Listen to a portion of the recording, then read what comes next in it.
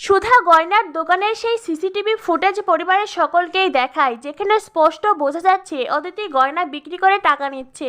এরপরে সুধা পুলিশকে ডাকে। পুলিশ তখন অদিতিকে বলে, এখনই আমাদের সঙ্গে আপনাকে থানায় যেতে হবে। অদিতি তো সুধার পায়ে পড়ে যায়, সুধার পা ধরে কাঁদতে কাঁদতে সুধার কাছ থেকে ক্ষমা চায়।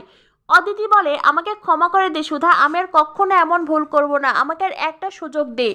অদিতি পরিবারের সকলের কাছে যায়, কিন্তু সকলেই তার কাছ থেকে মুখ ফিরিয়ে নেয়। এমনকি অদিতির বর সুধার বরদাও অদিতির দিকে ফিরেও তাকায় না। বরদার খুব খারাপ লাগছে, আজ তার স্ত্রীর লোভের কারণেই তার বোনকে শ্বশুরবাড়িতে এতগুলো কথা শুনতে হয়েছে। সুধার ঠাম্মি তখন বলেন, ছি রাত বউ, আজ তুমি এমনটা করতে পারলে, শেষে কিনা তুমি সুধার গয়না চুরি করলে, আর নতুন কুটুম বাড়িতে তো আমাদের মান সম্মানটাও থাকলো না।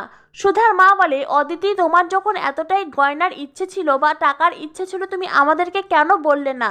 আমরা সকলে একটু একটু করে তোমাকে দিতাম। সুধার ঠাম্মি বলেন, বসু মল্লিক পরিবার আমাদের কত সাহায্য করেছে, দুঃসময় আমাদের পাশে দাঁড়িয়েছে, এমনকি ঝিনুক দুয়েল ওদের বিয়ের দায়িত্ব অবধি তারা নিয়েছে, আর তুমি কিনা সেই বাড়ির গয়না চুরি করলে।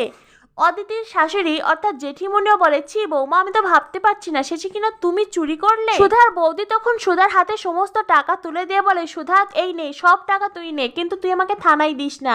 আমি চলে গেলে আমার মেয়েটার কি হবে? ওইটুকু মেয়ে মাকে ছাড়া কি থাকতে পারবে বল? সুধা বলে, বৌদি তুমি ওই গয়নাটা চুরি করার আগে একবার এই পরিবারের মান সম্মান শিক্ষা সংস্কৃতির কথা ভাবলে না? তুমি কি করে এটা করতে পারলে?